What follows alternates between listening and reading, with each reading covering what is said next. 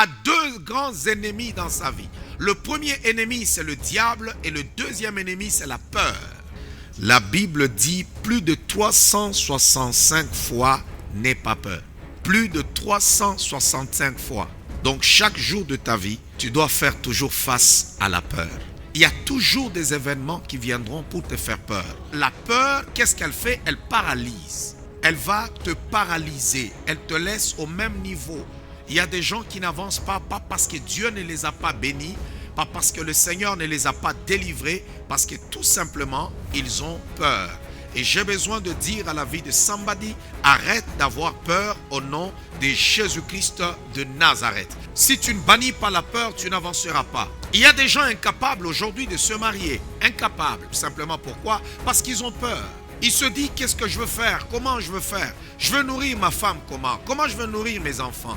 À partir de ce matin, arrête d'avoir peur au nom de Jésus-Christ de Nazareth. La peur peut paralyser, peut empêcher une personne d'aller, d'avancer. Des fois, tu n'avances pas dans la vie, tu penses que c'est le diable qui te retient, mais c'est tout simplement la peur. J'ai besoin d'abord de te dire une chose, n'aie pas peur, ne tremble pas, ne rougis pas, ne promène pas un regard inquiet. Comme la parole de Dieu le déclare, parce que ton Dieu ne t'abandonnera jamais. Il y a toujours des circonstances de la vie qui vous feront peur, qui vous feront trembler. Chacun de nous rencontre les défis de la vie de sa manière.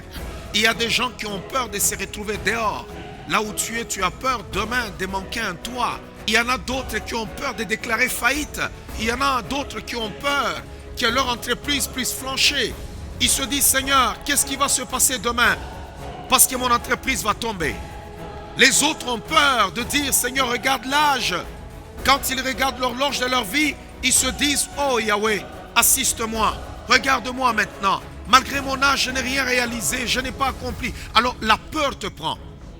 Lorsque la peur nous prend, la peur nous pousse à prendre des mauvaises décisions.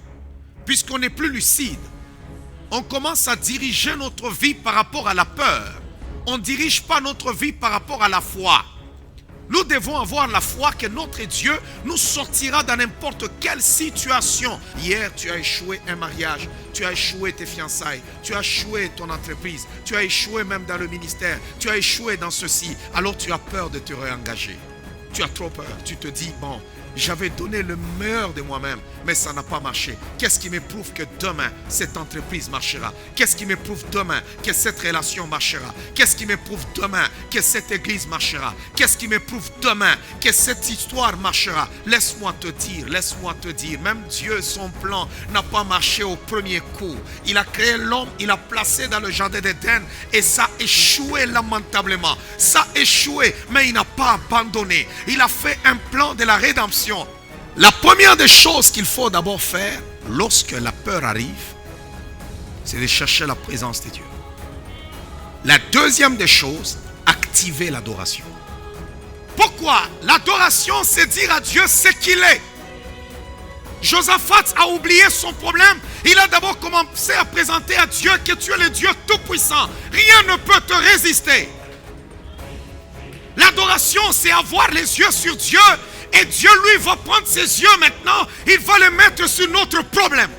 Laisse-moi te parler comme oracle de l'Éternel. Je te parle avec un mandat céleste que Dieu n'abandonne jamais ses enfants.